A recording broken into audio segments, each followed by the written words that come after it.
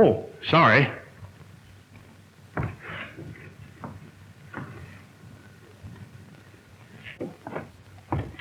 I gotta see the chief. Sorry, Lieutenant Burke, but the chief asked to see Lieutenant Manelli. Oh, but this is important. Manelli won't mind, will you? No, he won't mind. Well, I thought I sent for Lieutenant Manelli. Well,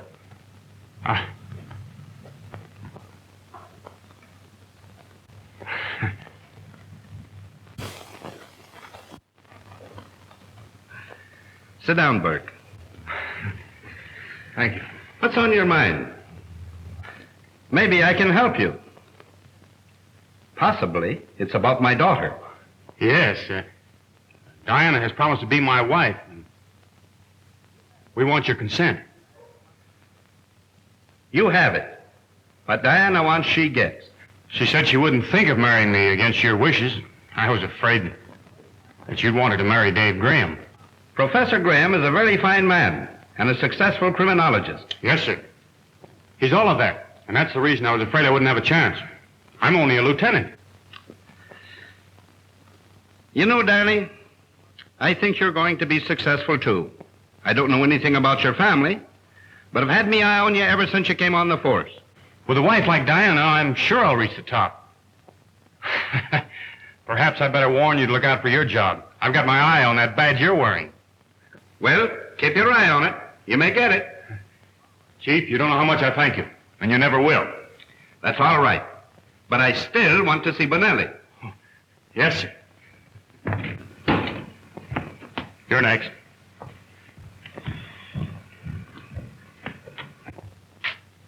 Good morning, Chief. Bonelli, there's too many brawls in your district lately. Almost every night there's a knifing. You know, I got a tough district to handle, Chief. Maybe you can't handle it. Sure I can. All I want is a little more time. You know, I got everything pretty much under control. You know, there's 2 factions down there. And? How'd you like to go back wearing a patrolman's uniform? Well, I don't like that, Chief. Then listen, Bonelli. From now on, I want you to arrest every man down there that looks like he might know what a knife is. Now, that's all. Get out. Send Finnegan in. Yes, Chief.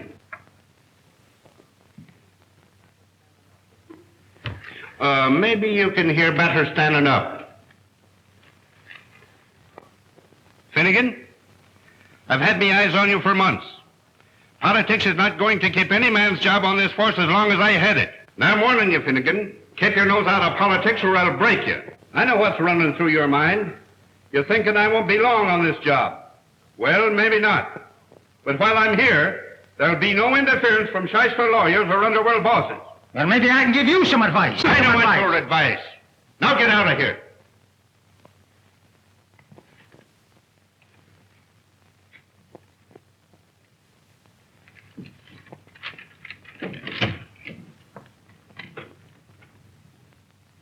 Miss Ryan, send Laban in, please. Yes, sir.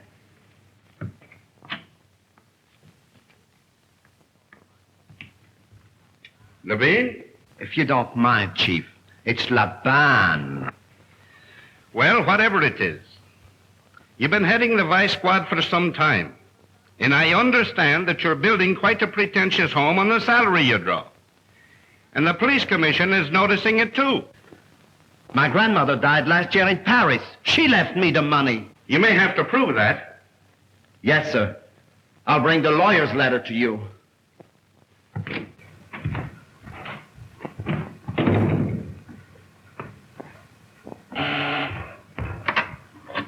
Yes, Chief. Get Captain Withers for me, please. Yes, sir. Captain Withers, you're next.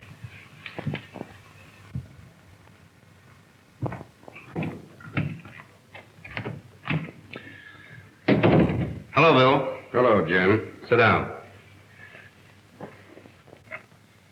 Bill, I'm going to relieve you of that precinct job. You're going to head the gambling detail. How about Phillips, Chief? I had him on the carpet. It's noised around that there's a payoff. Jim Phillips wouldn't take a dime of dishonest money. But this will break his heart. I have a lot of confidence in Phillips, but I don't want him to remain where he'll be framed by a bunch of crooked gamblers. Phillips won't understand. He'll think you're breaking him. He's sort of bitter at times. That's my worry. I can handle him.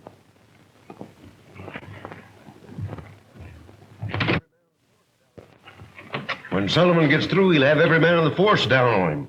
Hey, Withers? I guess the chief knows what he's doing. Maybe you benefited by it. That's why you talk that way.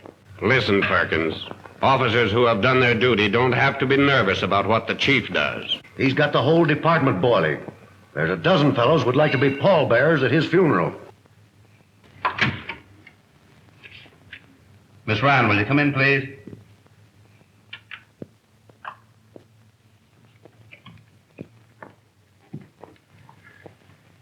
Is Inspector Silverstein here? He phoned and said he'd be here.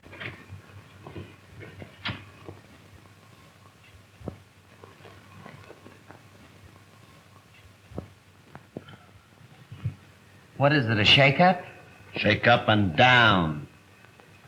As I was saying, Mary Ryan's got one of those red-hot Irish tempers. And as a policewoman, she packs a gun.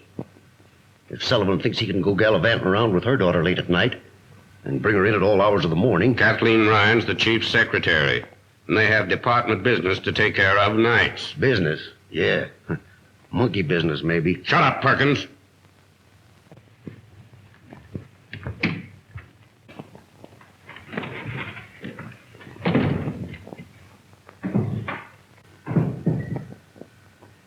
Come on in, David. Hope I'm not intruding. Certainly not. Would you mind waiting in my private office? Thanks.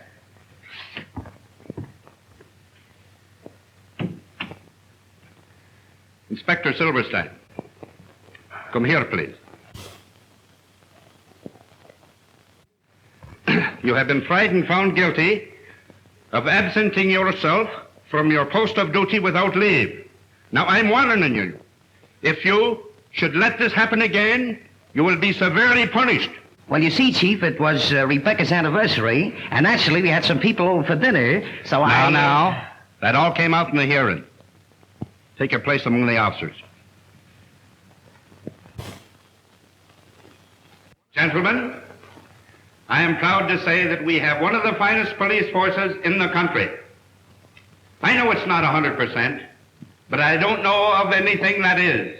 I have seen fit to make some changes today for the benefit of the department in general and officers individually. Some of you may not like it. If not, I'm sorry.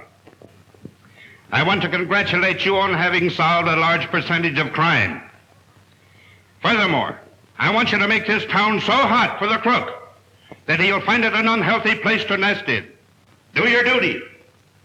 And as long as I head this department, your jobs will be safe. That's all.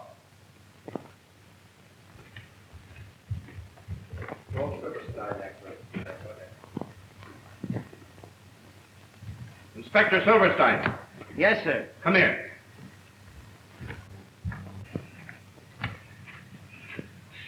Tell Rebecca that I'm sore because she didn't invite me to her party. Also tell her that I'm dropping by some evening soon for gefilte fish and matzo balls. And some sweet and sour pickles, and a nice piece of schmaltz herring. Keep your seat, David.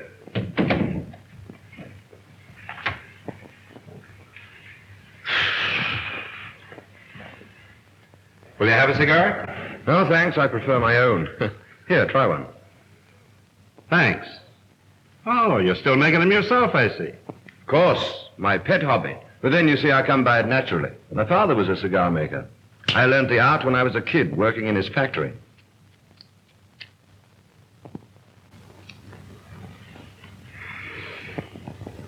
If I were a woman, I think I should go in for very expensive perfumes. But as it is, I have to content myself with fine imported tobacco and roses. Of course, you've heard of Diana's engagement. Sorry, David. But since it wasn't you, I'm glad she chose Burke.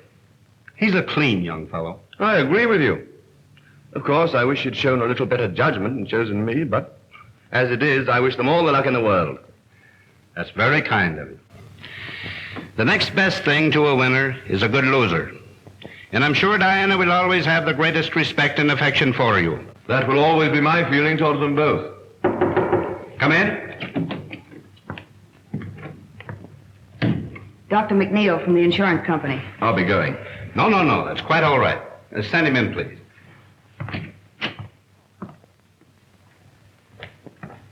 Hello, Mac. Sorry I had to have you come down here. All right, I'm glad to get out of Malvik once in a while. I want you to meet Professor Graham, Dr. McNeil. Glad to know you, sir. Thank you. Pleasure's mine. Professor Graham is a very successful criminologist and scientific detective. He's quite a booster of mine. And deservedly so. I've heard a lot about you, Professor. In fact, I've read of some of your marvelous crime solutions. Well, hasn't anybody a good word to say for my ability? From what I heard out in the hall, you rate pretty low as the chief. And from what I know of police, they like to do a lot of talking to other people, but they can't take it themselves. This is going to be fun. Come along, Doc. Let's operate. Huh? Thanks for the help, Professor. All right, sit down. And let's try the old pump. Hitting on 16 cylinders. All right. Now we'll try the blood pressure. There you are.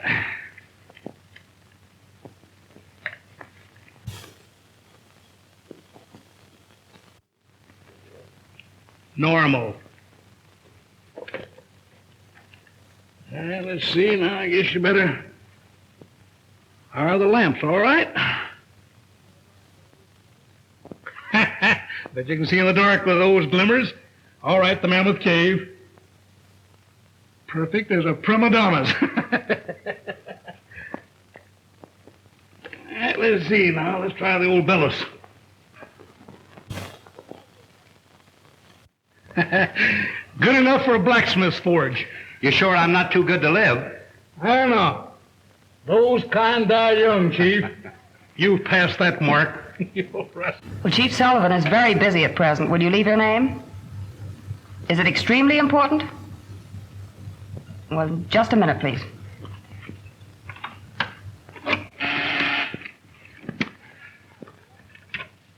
Yes? There's a party on the wire who won't leave a name, says it's urgent. Chief Sullivan speaking. Who is this? I no time for cranks like you. Yes, sir. Trace that call, Miss Ryan. Yes, sir. Operator, can you trace that call? Well, Doc, you probably won't think I'm such a good risk now. Fella just threatened my life. Second time it happened this week. Well, you certainly take it casually enough. He'll probably follow it up with a threatening letter and then annoy somebody else. You should have traced that call while he was still on the wire. Didn't I tell you knew his stuff? Yes? The man's hung up, and you know how many calls we have. All right, thanks, Miss Ryan. And goodbye, Chief. Goodbye. Hope you don't collect soon. Thank you. See you again, Professor. I hope so, Doctor.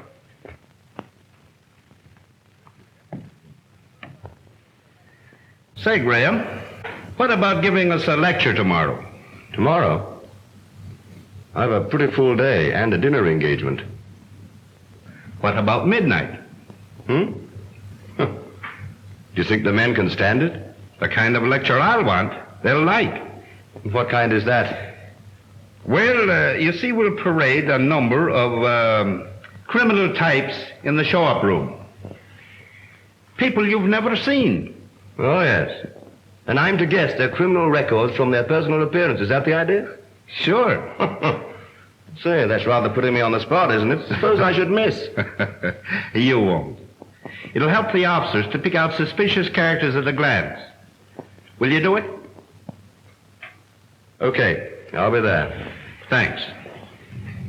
And you won't stand me up? Uh-uh.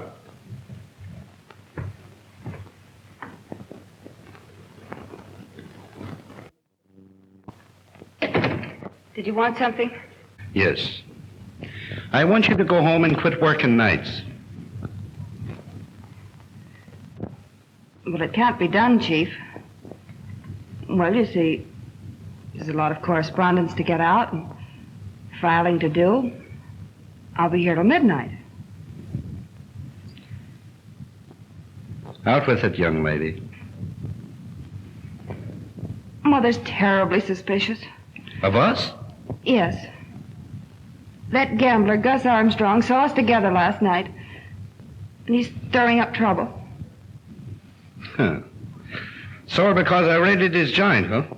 Oh, I'm sorry I told you. But I just don't know what to do about Mother. She's furious. No. Don't cry. Don't cry. I tried to make her understand that there wasn't anything between us. But she just wouldn't believe me. That's all right. Maybe we can make her understand. You can't talk me out of anything, Jim Sullivan. But you don't understand, Mrs. Ryan. Oh, yes, I do. Only too well. And you telling me all those lies. You're not fit to live in a decent home. If the law can't take care of this, I can. You're going to do what any decent man would. Why, you must be out of your head. I'll give you until tomorrow. Go and get your hat and coat.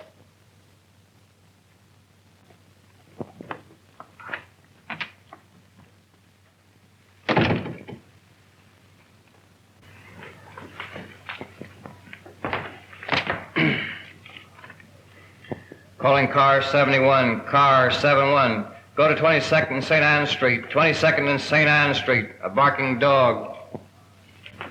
Calling car 36, car 36. Go to 59th and Rampart, 59th and Rampart.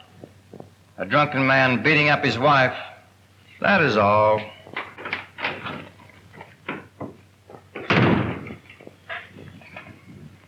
Hello, Dan. All right, Jones. What's doing? Oh, just enough to interrupt a good story. Barking dogs, crowing roosters, fainting woman, 3 prowlers, guys beating up themselves, half a dozen drunks, and cat up a phone pole and won't come down. Oh, but that looks funny. What looks funny? Half a dozen drunks and a cat up a phone pole. Must be a polecat. Oh, you're pulling something on me, huh? Here's something interesting. Calling car 22, car 26, car 31, car 47. Disregard all other calls. Go to 72nd and D Street, 72nd and Weaver Street. Bank holdup. Bank holdup.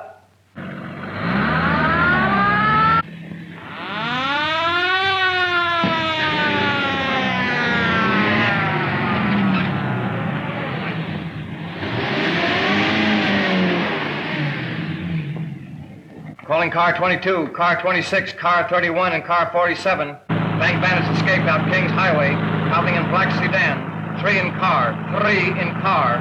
Boy and 2 older men. Take no chances with this gang.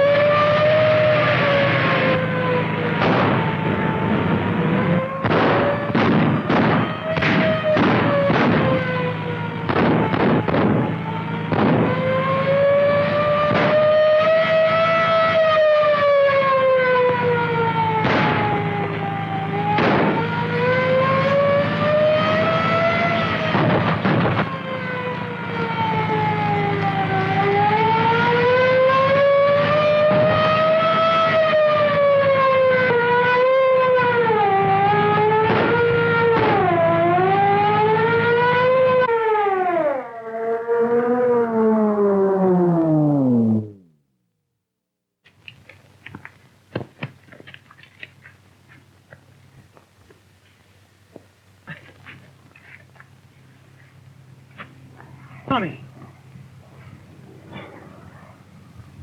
Take a look at those other 2 fellows. All right. How did you get mixed up in a job like this? Well, I was broke, out of a job. They said there wouldn't be any shooting.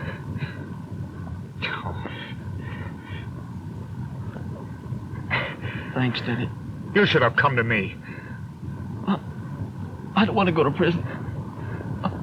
They might even hang me. They can't do that, Johnny. Well, those 2 won't do any more hold-ups.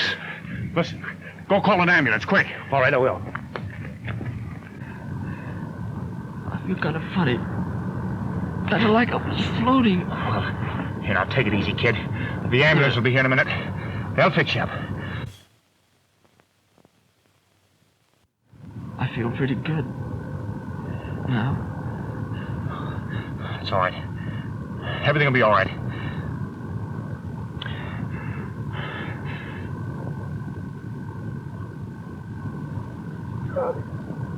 Johnny. Johnny.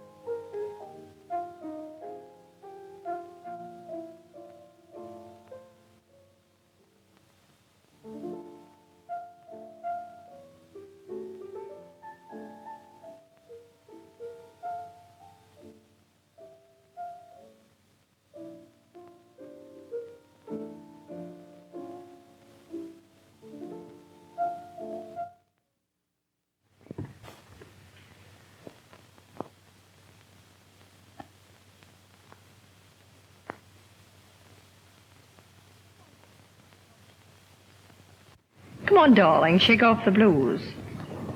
You know, you're an engaged man. Diana, I went through something today that doesn't make me feel exactly cheerful. A young fellow was trapped with a bunch of crooks. He was shot and killed. I understand how you feel, darling. He was only a kid. Told me it was his first job, that he was broke. You know, I'm glad you feel that way, even about that kind of a boy, but you'll get over it, won't you? Well, it's late. I must be going. That's Father.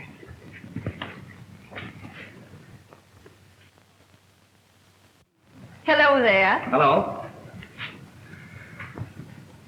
It's a nice piece of work you fellows did today, Bert. Thanks. I was just saying good night, Chief. Would you mind waiting a few minutes? I'd like to talk with you. What? I'd be glad to. I'm a little tired. Will you excuse me? Surely. You run along and get some sleep. Good night, Father. Good night, dear.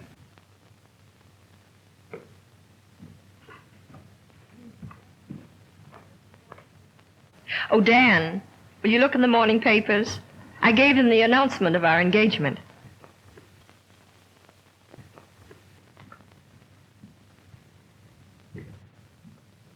Sit down.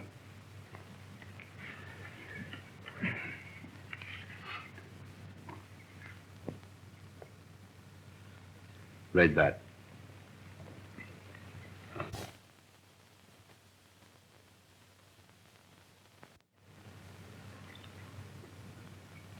Of course, Dan, you'll release my daughter from the engagement. Release? Release Diana? Yes. 'Tis the only honorable thing you can do.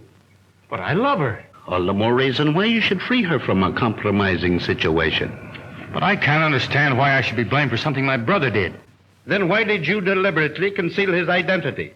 Because I knew the people wouldn't understand. Even Diana might not. I like you, Bert. Liked you well enough to give my consent to your marriage to my only child.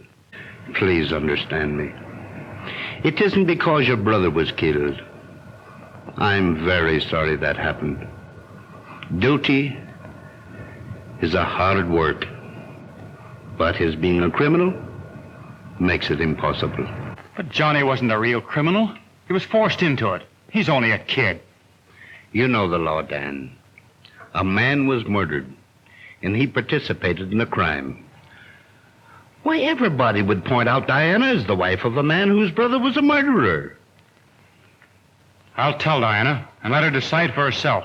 You've already deceived her once by not telling her the truth. Well, I'll not release her. Yes, you will, Bert. You'll not trick my daughter into any marriage like this. You can do anything you like, but it won't do you any good. I love Diana and she loves me. And nobody is going to come between us. Not even you, Chief. What are you two quarreling about?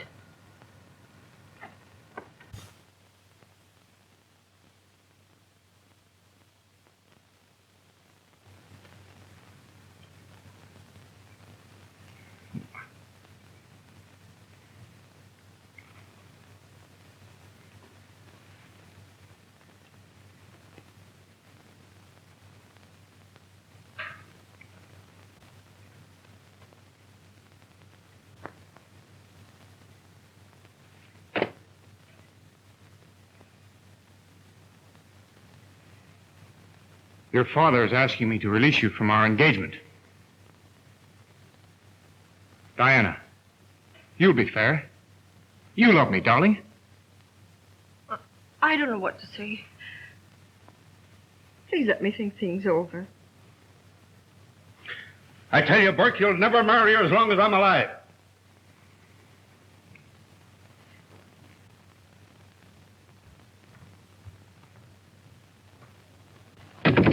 Oh, Dad. Dad, please be reasonable. Let me work things out in my own way. I don't want you to marry into a family with a criminal record. It isn't that, Dad. What hurts me is that the man I love tried to deceive me before our marriage. Diana, Why don't you pack up and take a little trip somewhere? Bermuda, Miami, or anywhere. No, darling, I think I'll just go out for a little ride. And don't you wait up for me. It's not safe for you to ride around this time of night. That's not very complimentary to your department's efficiency, is it? You're not going to see Dan Burke? No. No, I'm not. That's a promise. All right. Good night, dear.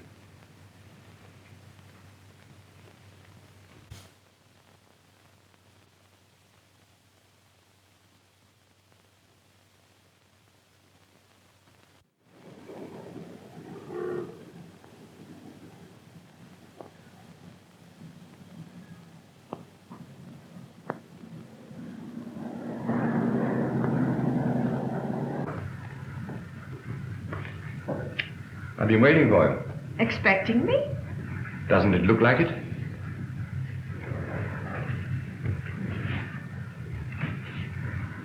I suppose you also know why I've come here. Certainly. I read the evening paper. That'll brace you. David, what am I going to do? You know perfectly well what you're going to do. Only being a woman, you won't admit it. Well, I know. You're going to marry Danny Burke, and you'll be perfectly right. Why are you so sure? Well, after all, he isn't to blame for this tragedy in his family. But why didn't he tell me? Why did he hold things back from me? Try and realize what's running through the poor fellow's mind. He's engaged to a girl whose father happens to be the chief of police and has given his consent thinking he's going to have a son-in-law he'll be proud of. And then what happens? In the discharge of his duty, he's shooting it out with a bunch of gangsters and discovers that one of them is his own brother. His brother's fatally shot, and he thinks that no one is aware of his identity. Now, what's he going to do? If he tells you or your father, it means an end to all this happiness. Thank you, David. You're awfully sweet. Oh, thank you.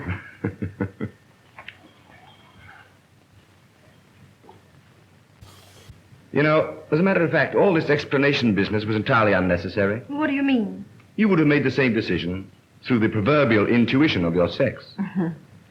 Good night. Good night, dear.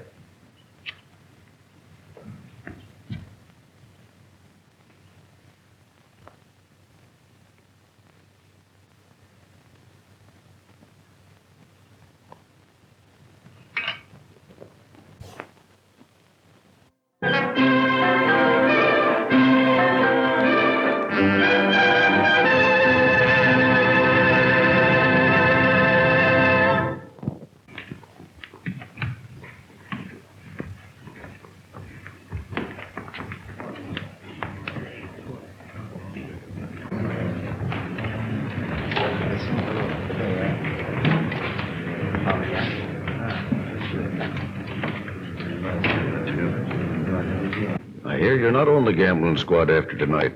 Hey, Phillips? It's what a man gets for being honest. Transferred to someplace out in the bushes.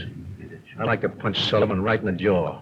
That's too good for him. What he needs is a real working over. After all, I ain't got no kick coming against the chief, because he's been pretty nice to me. Nice, huh? You call that reprimand you got yesterday pretty nice? What would you call a sock in the puss? A love pat? If he thinks he's going to be chief another 30 days, he's crazy. Gus Armstrong's got enough political pull to take care of that. Accused you of playing politics, didn't he? Yeah. What does he think he's playing, pinochle? Listen, my mind's made up, and that's that. Diana is of age, and you can't stop us. My daughter will not go against my wishes. She has given me her word. I guess Dan Burke won't be so high and mighty when the police commission put him on the carpet for not identifying his kid brother.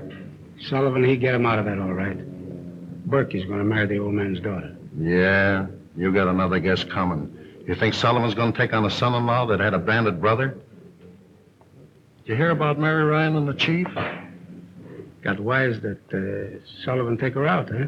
I was talking to the janitor last night. He said the old lady was threatening the chief, said he'd have to marry Kathleen or else.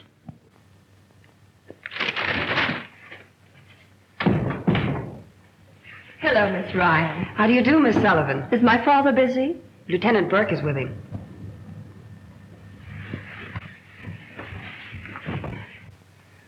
And that's final, Burke. Not with me. Hello, Danny. Hello, Father. Hello, darling.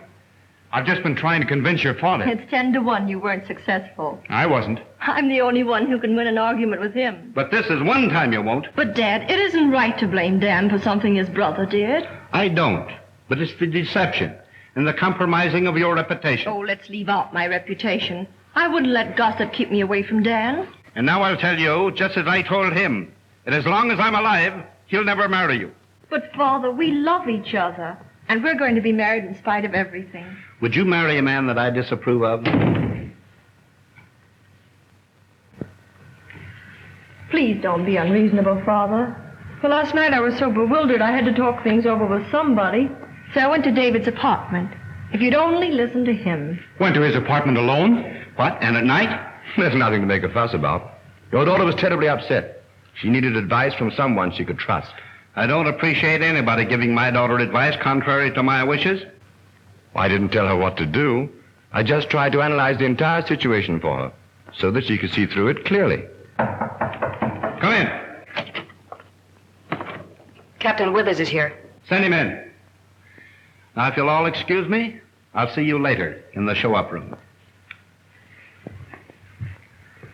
Come in, Captain Withers. Pull up a chair and sit down.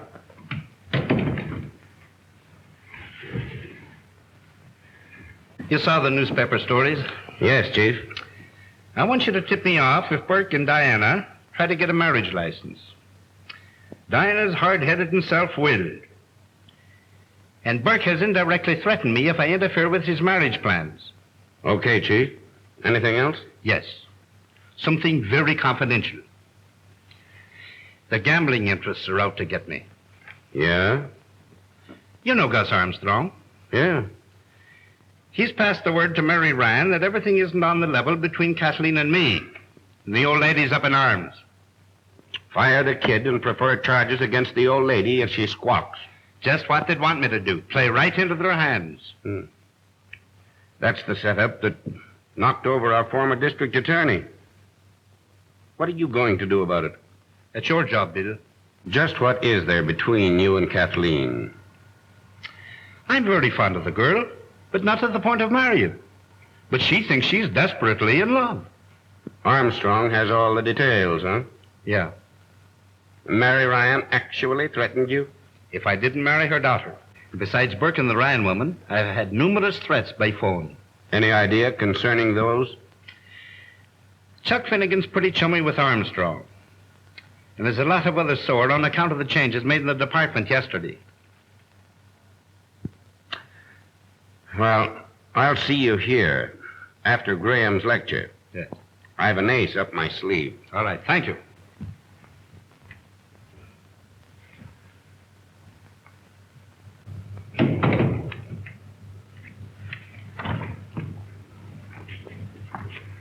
Do you mind if I hear Professor Graham tonight? You better go home, Kathleen. It's late. But I have to wait for Mother. All right. But be careful. I will, Chief.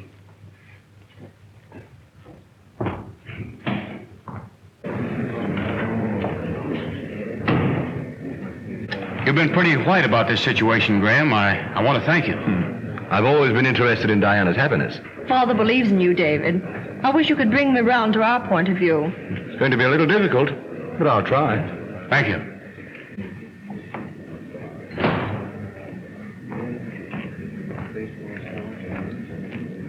Professor Graham, would you mind sitting over here next to the Chief?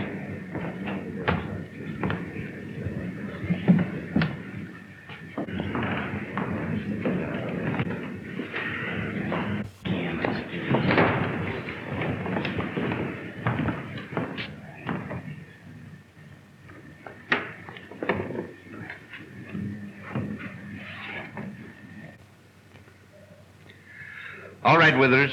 Introduce Professor Graham. Okay, Chief.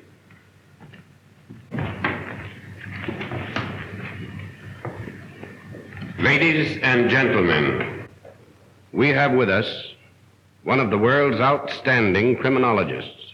Most of us know him as a personal friend who has helped the department solve some of its most baffling problems. Tonight he will talk on the physical characteristics of the various types of criminals. He will illustrate his talk with a number of prisoners whom he has never seen before. As the prisoners are paraded by him, he will classify them by their physical characteristics. We shall see whether the deductions agree with our records. Ladies and gentlemen, Professor David Graham.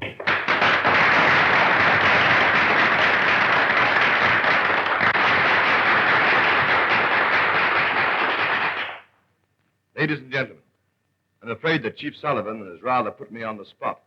However, I'll do my best to justify his opinion of my ability. All right, Captain Withers.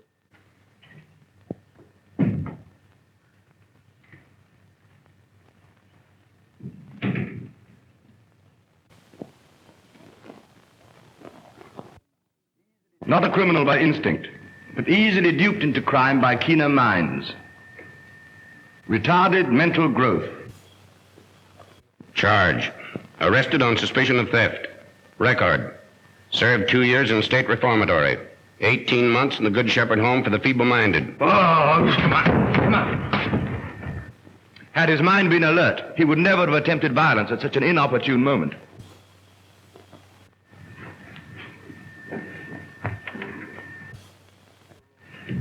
This type plays a major role in modern crime. Note the thin, sallow face, the listless expression and shifting gaze.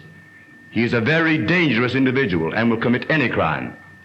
He's a drug addict. Charge. Arrested for violation of the Harrison Narcotic Act. Now under arrest on suspicion of gang murder.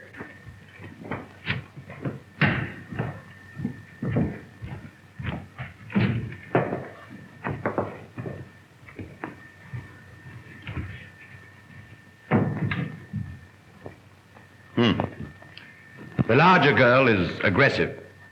If started on a life of crime, she would actively participate with male criminals, drive a bandit car, act as lookout, might possibly use a lethal weapon. The smaller girl has no initiative, just prefers the easy life. Charge.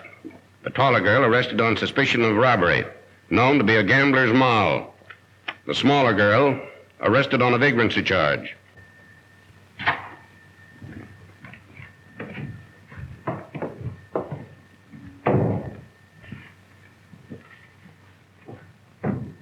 He's a very dangerous criminal.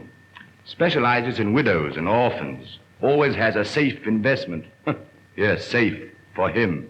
Popularly known as a con man.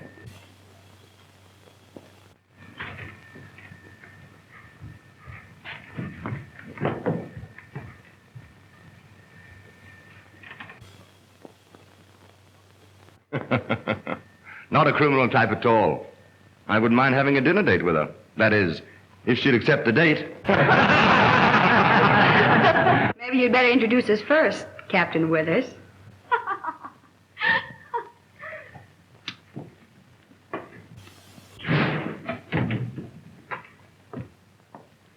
Professor Graham, my daughter, Mary. How do you do? I'm happy to meet you.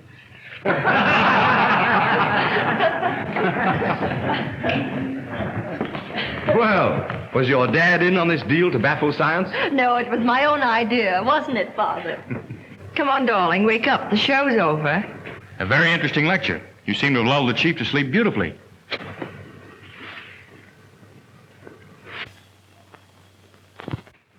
Oh, he's dead. I think she's right. Dr. Kelly! Dr. Kelly! The chief. Death must have been instantaneous. Has he had previous heart attacks, Miss Sullivan? Why, I don't... Lock the doors. Back your seats, everybody. Don't let anyone leave this room. Oh, hand me a glass of water, please.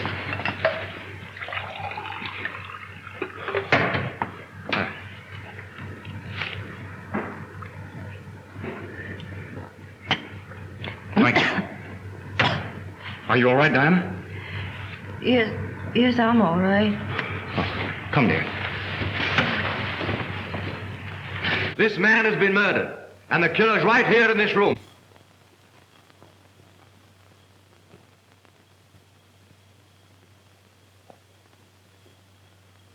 Back your seats, everybody, and lock those doors.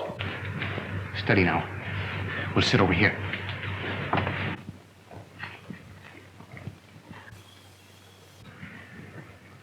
Looks like a plain case of heart attack. That's what it's supposed to look like, Doctor. But I happened to be in Sullivan's office last night when Dr. McNeil examined him and pronounced his heart perfectly normal. Captain Withers, do you know of anyone here who might have wanted a thing like this to happen?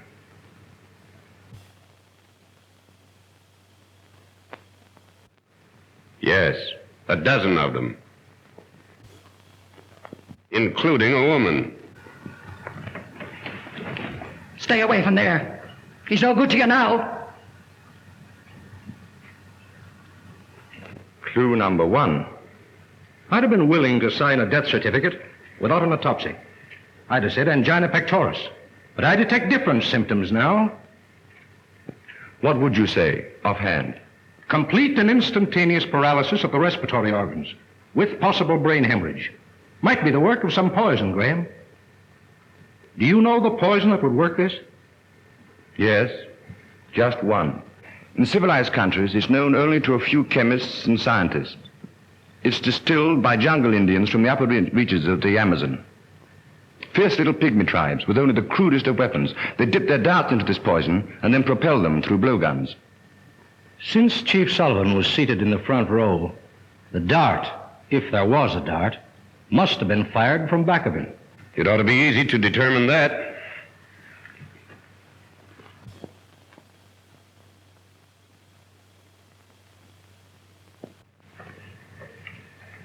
It's here, all right. An ordinary sewing needle. Oh, be careful, Doctor. The point may still be deadly. How would you say it was injected? By hand? No. I should say blown through a tube. What sort of a tube? Oh, any small type. Possibly a cigarette holder. What would you suggest? That a preliminary autopsy be performed immediately. After that, a person-by-person search for the instrument of death. Then, a thorough investigation into the motive of the crime. I will ask Lieutenant Burke to stand by with Professor Graham and myself. And I want everybody in this room to watch the persons next to them in case the killer tries to dispose of the weapon. Then one by one, I'm going to call you to come up here and empty all your belongings on the table.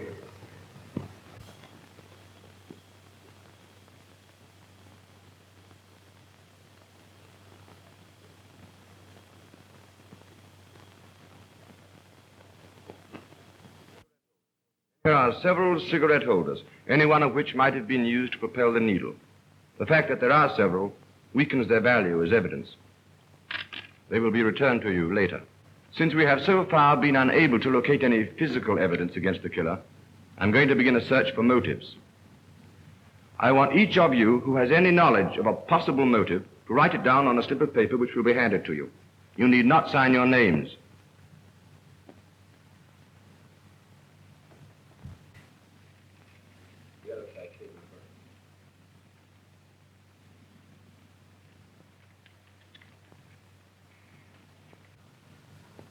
Mary Ryan had made threats against the chief. That's right. Sullivan told me tonight she'd been threatening him. I did not kill him. I only wanted him to marry my Kathleen. If you killed him, I hope they punish you. You were always threatening him. Sit down, Kathleen. Your mother didn't do this. Women are not expert enough to do a job of that kind. They kill rather crudely.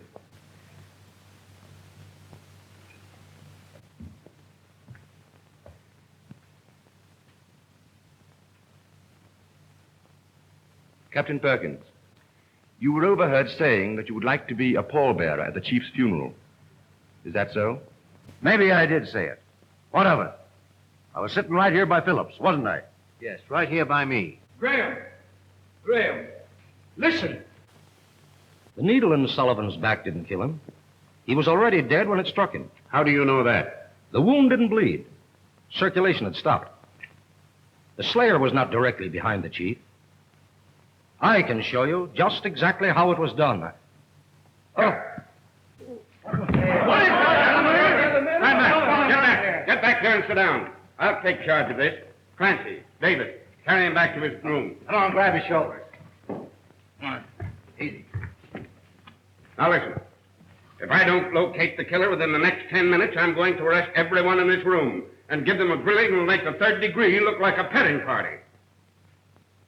Don't get excited, Captain. This thing must be solved scientifically. Science can go take a jump at itself. I'll take charge here. Burke, go back to your seat. Laban, you knew Chief Sullivan was about to prefer serious charges against you. He insinuated I was building a new home with bribe money. Well, are you? You're crazy. Read this.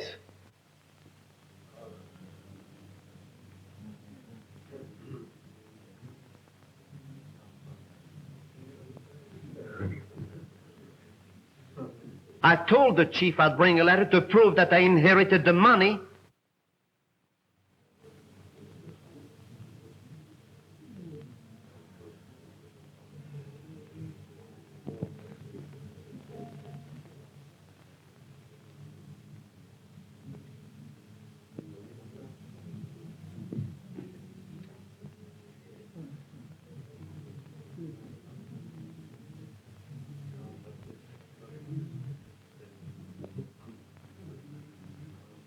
Well, I guess this lets you out. You've got to help me, Diana. You've got to be brave and see this thing through. There's a light switch over there. When I signal you, pull it. But I'm afraid. I'm afraid somebody else will be killed when I turn the lights out. Trust me, honey.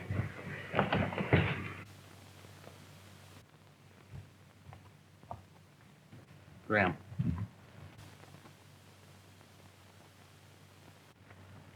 I've got the tube the needle was shot from. Oh, you have you? And also the perfect solution to the crime. So have I. All right, take him with us. There's your man. What? Burke, you're under arrest. Oh, just a minute. Turn on those lights. Turn on those lights. Turn on those lights. Someone has killed Burke. Danny! Get back. Get back. Stay back where you belong. Danny! Listen, Diana. He killed your father. He killed him because he was opposed to your marriage. Then he killed Dr. Kelly to cover up the first crime. You see, he'd known for the past half hour that I had the evidence on him. He took the only way out. Killed himself with his own poison. You will find the deadly tube in his pocket, cleverly concealed in a cigar.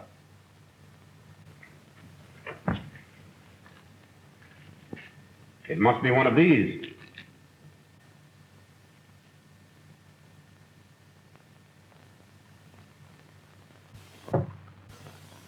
You see? Well, I don't think you need much more evidence. You might as well dismiss the others.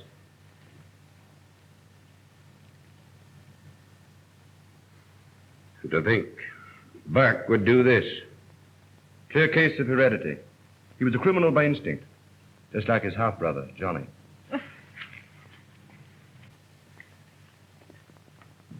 Take your hand off that girl, Graham. And keep up high off that cigar. This looks too much like the cigar you planted on me. I knew you'd try to shoot one of your poison darts at me when you learned I had the goods on you. That's why I put the glass tabletop between us when the lights went out. Then all I had to do was play dead while you gave one of your scientific explanations. The real explanation of why you killed Chief Sullivan and Dr. Kelly. You find a poisoned thorn in the sleeve of Chief Sullivan's coat. It fits on the stem of this rose in his lapel. Well, what gets me is why he fired the needle in the chief's back when he was already dead. Evidently to plant suspicion on somebody sitting behind the chief. That somebody being myself. This is the cigar he had when he tried to kill you, but there's no metal tube in it. Then there must be a hollow tobacco stem in it that would be consumed when he smoked the cigar. Didn't I tell you last night that a mere man hasn't a chance against a woman's intuition?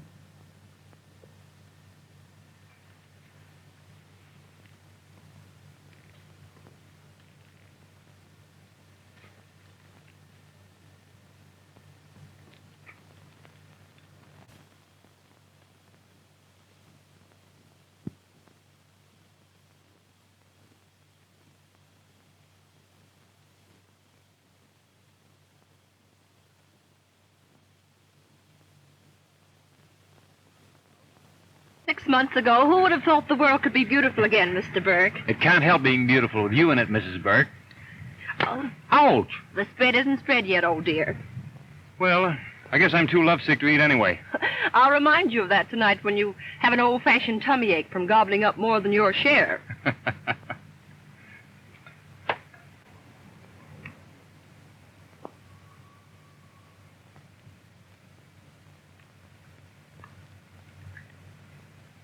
Gee.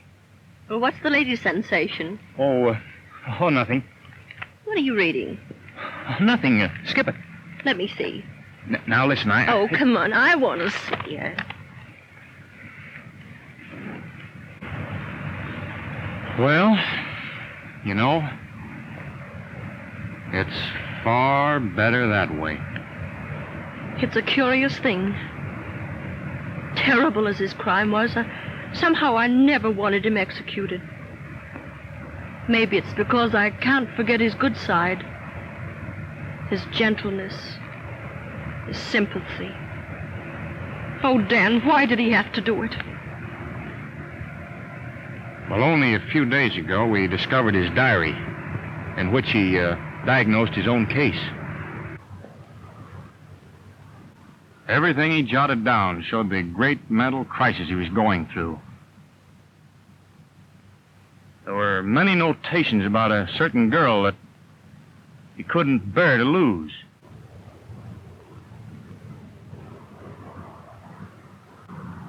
Well, his mind became possessed with the idea of staging a perfect crime to defy solution and enable him to win back this girl.